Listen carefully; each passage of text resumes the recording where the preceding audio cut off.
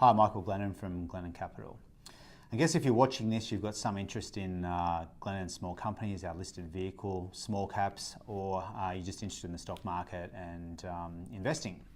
So today what we're going to talk to you about is how to construct a portfolio, some of the things you need to look at when you're thinking about putting together a portfolio.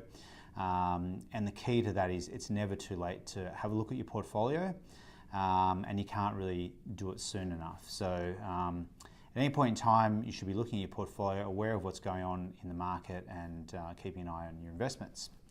So here at Glennon Capital, we look at our portfolio every day. It's a continual process of reviewing the market, what's happening in the market, the companies that we own, what's happening within those companies, and general economic themes within the economy.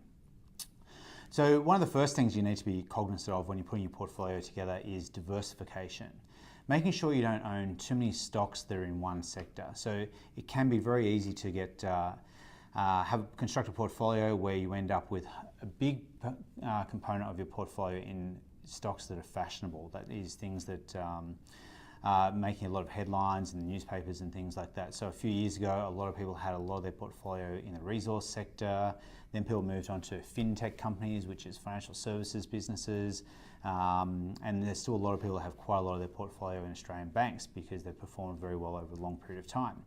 But it's not really where the portfolio has come from, it's really where it's going. So the fact that banks are a large part of your portfolio doesn't mean that's the best place for you to be invested going forward. There's also a lot of people that very overexposed in Australia in terms of residential property and the ASX 200 for reasons that historically may have been good, but may not be good going forward. We're not a big fan of the ASX 200 at the moment for valuation reasons, and so that's something that if we were running large cap portfolios, we'd really start to reduce our weighting because we think there's more value outside those sectors going forward. So it's not about where it's come from, it's all about where your portfolio is going in the future. The other thing that's important is rebalancing, making sure that if something's had a big run up and you don't think that the value, the stock market tends to overshoot sometimes, so stocks will go past their intrinsic value. That's a good opportunity for you to start to let some go if you think that the business is starting to get mature and you don't think that it's what you want to be in long term. So in terms of that maturity of investments, a good example is a business like Telstra.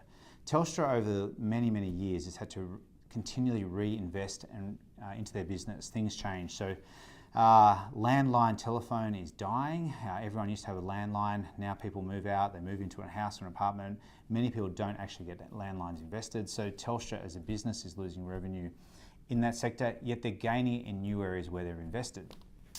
And it's a common theme through top 100 companies. If you look back over 10, 20 and 50 years, businesses come into cycles and businesses mature. So really you want to make sure that as businesses get fully mature, they're not going to have significant growth profiles going forward, and you need to start looking into smaller companies to start to get the next businesses that are going to be leaders in the economy. Things like, a good example is it started off as a very small business, Domino's Pizza. It's now a very large business that's grown both within Australia and internationally. It's a great Australian success story. So that's where you need to start looking into those smaller companies to make sure that you've got some growth going forward, not just a bunch of old, mature businesses. The other thing you don't want to be too heavily influenced by when you're putting your portfolio together is noise in the market. And there's a lot of noise every day. There's TV, sensationalism, there's newspaper headlines, and it's designed to create noise and to generate sales and interest in the TV channels putting out the news and the newspapers. So you don't want to be too heavily influenced by newspaper headlines. It's all doom and gloom, and it's created to sensationalize things. You really need to look at your portfolio and the businesses within your portfolio and make sure you know those businesses and whether what's in the headlines actually affecting the investment or whether it is just short-term noise. The classic example of that is, I talk to people and I ask them why they own a certain stock, and as a generalization, quite often you say, well, look, the cabbie told me, or I was down the road and this guy says I've got to buy this stock, it's going up. But do you actually know what that business does? Does it fit in your portfolio? And it's okay to have a bit of risk in your portfolio because you won't make money unless you do take on a little bit of risk, but it's how much risk is in your portfolio and how much risk capital you've allocated to risky investments within your portfolio. So that's a little bit about portfolio construction. There's some of the things that we look at when we're putting our portfolios together. We do it every day.